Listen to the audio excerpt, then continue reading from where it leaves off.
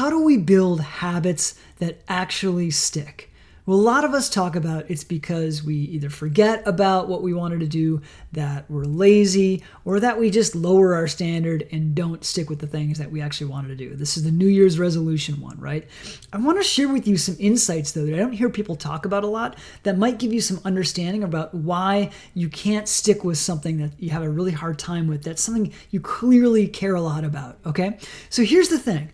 The bottom line is we don't care enough about the new habit. Now you might be like, whoa, man, I care a lot about this. This means a lot to me. Well, not my argument, my viewpoint would be, and I've done this myself, and I'll share a little bit about myself here, is that we don't care enough, meaning we get more value and we care more about the thing that we're already doing than the thing that we want to be doing. Right? We care because everything we do, every thought, feeling, and action serves us. Now you might be like, I don't actually like the way that I think or like the way that I feel or like the way that I act. And I would agree. I don't like the way that I feel, think, or act all the time either. But everything serves a purpose. Let me give you an example. In my younger years, I had a lot of depression. When I was a teenager, when I was a young adult, I navigated that by partying, by leveraging my humor with my friend group. I drank a ton. I was a thief. I stole beer and liquor from grocery stores and liquor stores. I stole money. I drank while driving. I mean, hopefully the police aren't watching this. Anyway, I did a lot to navigate feeling depressed, right? And that's kind of clear. Like I didn't want to feel, and those things had me feel really good. And then we had these great parties in high school that we destroyed things and had to do bonfires, and I would barf all over the place and blah, blah. Anyway, I won't go to the details too much more. But all that to say, I mean, that's a pretty clear one, is like I didn't like feeling X, so I did Y, right? Here's what happened, though, in my early 20s. I'm 46 now. In my early 20s and late 20s into my 30s, I became passionate about high-performance rock climbing and living in the wilderness. And I was always on the go. I was always doing things. Like I just couldn't be settled. And I realized a few years later, as I started to shift some habits and some patterns with myself, is that I was really anxious. All right? I just couldn't let myself sit, because if I sat, I was too afraid of getting depressed and bored. And it was like this huge, the anxiety, you could say, was saving me from feeling depression. And the anxiety had me like doing lots of things. Now, you may have looked at me back in my early 30s and been like, oh, he's a pretty healthy guy. He's fit. He seems pretty happy. Well, I wasn't fulfilled. I was just doing and doing and doing all the time. I was pretty conflicted inside. I didn't know who I was or what did I want to be. I had like a career and some things that I was pursuing, but I was really unsettled. So I learned that the anxiety kept me safe from the depression, right? Now, it wasn't I would say a helpful, it was helpful for the moment, but it wasn't ultimately successful strategy to have me not feel bored and depressed and go into that place like I was as a teenager, right?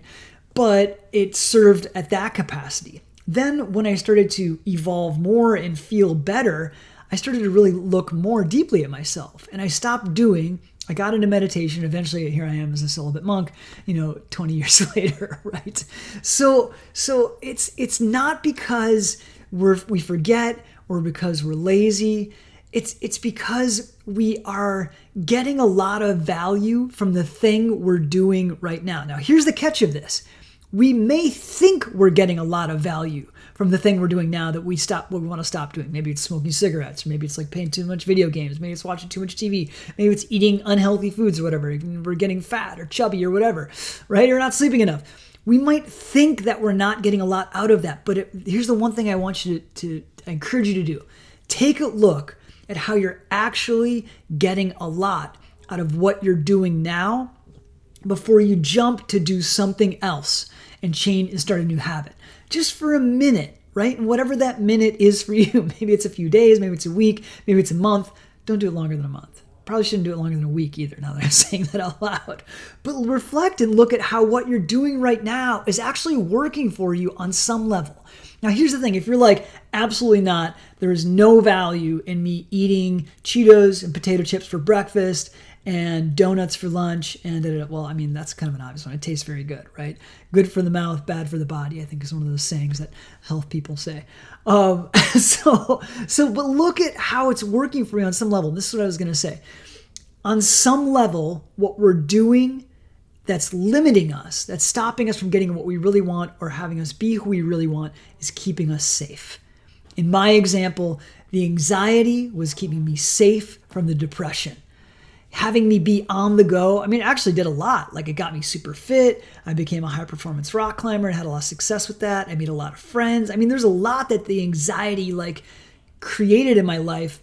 But at a point, I can't run out in the mountains every day. I mean, I was a guide for a while, so that worked for a while. But even after a few years of doing that, I was burned out. I was like, this isn't working.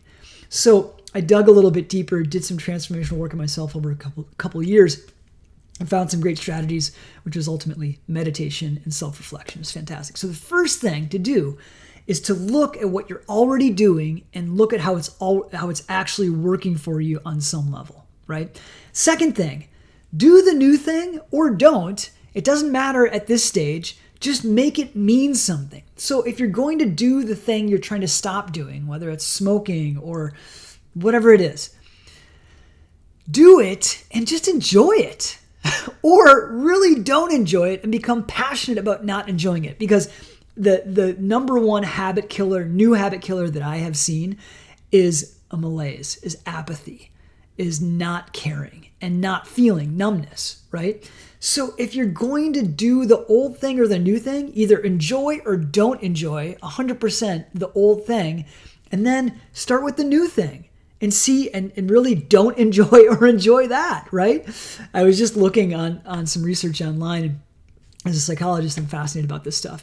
And they found some recent findings showed that it doesn't matter if athletes have the fear of losing is greater or the fear of winning is greater. It's whichever one has more emotion to it that will create the motivation. So the emotion is what creates the motivation. So a lot of athletes do not want to lose, so they get real hungry to win. Some athletes are so hungry to win, that's where the passion is, and it has them dig deep, right? So this is the third thing, find the stronger emotion and turn the not wanting, eventually it'll turn into wanting. In my case, I would start some new habits like meditating. I didn't really want to do it, but I didn't want to feel anxious. So I did it because of that. And that negative emotion, quote unquote, propelled me or motivated me into new habits that then stuck. And then I started to feel really good.